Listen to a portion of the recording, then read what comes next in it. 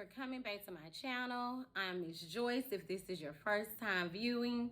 And today I would like to discuss a situation that happened to me over the weekend. Okay, I'm going to tell you how one of my kids disrupted their placement. If you don't know what I mean when I say disrupt the placement, it's when a child does something and they get put into another home or a group home or wherever the case manager sees fit.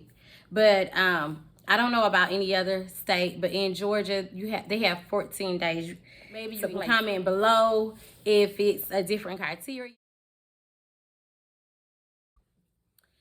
Okay, so I took my kids with me. I usually take them everywhere I go anyway, unless it's business where I cannot oversee them myself.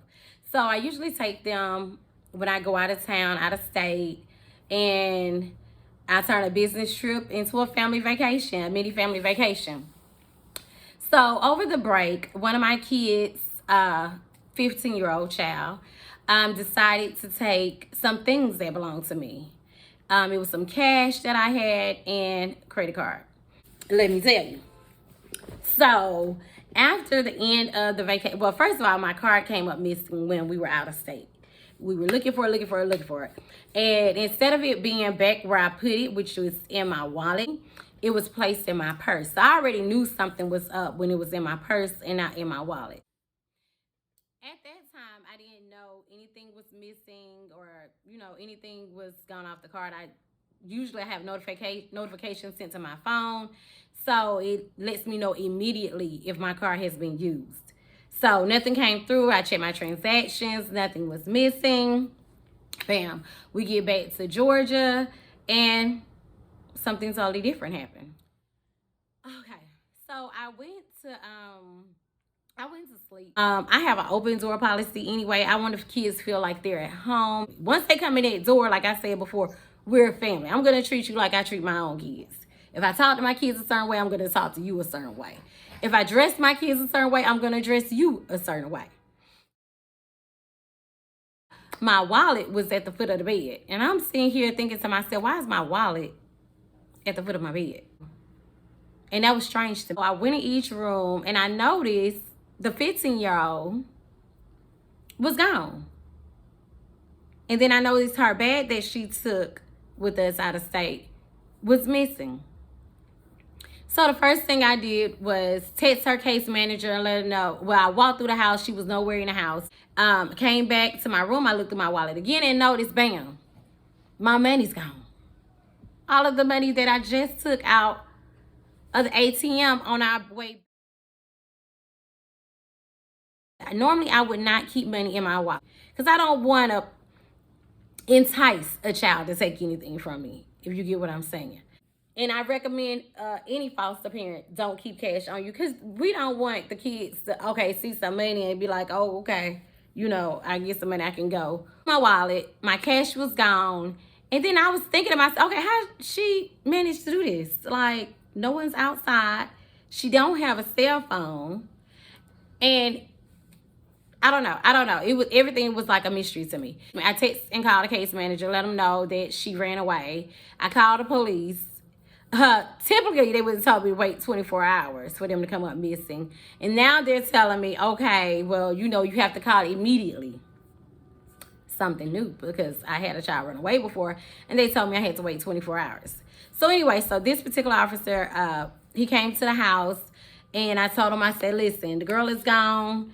At the time, I didn't know she used my credit card. I just knew she was missing. And then I said, all my cash in my wallet is gone. And he said, did you see her take it? No, I didn't see her take it. I was asleep. Did anybody else see her take it? No, they were asleep. But I had cash in my wallet and she's gone and my wallet wasn't in her purse. Yeah, that's how I was looking too. He didn't do anything. He said anything else missing. I said, I don't know because I called you as soon as I finished texting the case manager to let them know that she left. So after notifying the case manager, bam, called the cops. After calling the cops, I did a quick run through the house. I said, because I don't know who would have came and got her, but her phone ended up missing. Thank God it was an iPhone. So my other daughter was able to track it down. And we realized the little girl ran to Atlanta. The police said they couldn't do anything because it was in Atlanta. It was out of their jurisdiction. So what do you mean you can't do anything? It's out of your jurisdiction. What am I going to do about my cash? That prompted me to go check my card. Because I'm like, okay, so how she get there to there? She really don't know anybody. She only have one person she usually talks to. And that's another thing, foster parents. Be mindful when you have a child come into your home, who they're talking to, where that person might live. If they talk to them a lot, you want to go ahead, and I don't know how you want to ease it in there, but make sure you have that person's name, contact number, and address. Always. Even if you say, hi, well, maybe I'll take you over there one day or such and such, whatever. Make sure the people who they're in communication with, you do need their information as well. We locate the phone. It was in the bushes. She ditched the phone. And then she texts again. Oh, I'm such and such. Let my case manager know to come get me. Now, had I not been missing my credit card or knowing if she used my credit card, I would have let it go and just let everybody else deal with it. But I needed to know, like, which cards did she use? Did she still have them? What had you? Open up the phone. She deleted all the pictures and everything that was in the phone, most all the correspondence. But one thing she forgot to do was delete her Lyft transaction, which led us straight to the house she was at, which was down the street. I knew she had to been somewhere looking at us. That's why she tried to throw us off and say she was in Buckhead. Who she know in Buckhead? Nobody. I called the police again. I parked outside. Her husband finally came out and he was like, can I help you? I said, yeah, you know a girl named such and such? He said, yeah. I said, she just ran away, and not only did she run away, she stole some things that belonged to me. He went inside. The little girl was gone. He said, you wouldn't come inside. The police was there at that time. Now, mind you, don't go in nobody's house or anything without an officer with you. We went inside. I seen her bag. I grabbed her bag. I seen my daughter's charger. We grabbed the charger. And then I went ahead and proceeded to ask him where was his wife. And I spoke to her on the phone, and she told me she didn't know the little girl was there. I said, yeah, she snuck over your house at 3 in the morning. And guess what she used to get there? My credit card. So I just need to know if she took a picture of my card. What happened next? We got the little girl. First, she told the mom all kind of lies. The mom held her at the house until we made it back to the house I left. I showed her the transaction. She used my card to get a lift here. She stole my cash. And then I think I had kids, still before, so I knew better to leave the money out. What really upset me was the fact that she lied on my kids and myself. Like, I would get this girl a shirt off my back, and she lied. I just took her shopping. Everything she had on that day, I bought. So she proceeded to tell me, you're not my mom. You're not my dad. You're nothing to me. And I had to get all the way straight. No, I'm not your parents, and your parents not here. But what I am is the person who's been taking care of you, who's been dressing you, and who you took from. I wasn't even remorseful for what she did. How I know this? Because we got her from there back to where I live, with the officer's help, of course. We got her from back there to there. I did press charges. Please do press charges if one of these kids decide to take from you, if you're just giving to them, because they're going to feel like, oh, okay, well, I never get in trouble. I never have any consequences for my actions. There's always consequences for your actions. If not now, then later, because you're going to do it to the wrong person and you're really going to get hurt. So we got her back here. She's screaming and crying. She don't want to leave my house. She wants to be with me. She's sorry. But, bam, how I know she wasn't sorry? Because going back through the messages, she was sending my daughter's friend messages as well. And one thing stood out. She turns around and says, I planned this the whole time. Everything was going as planned. So if everything was going as planned, meaning you didn't plan this from the start. I'm thinking when we went out of state the first time.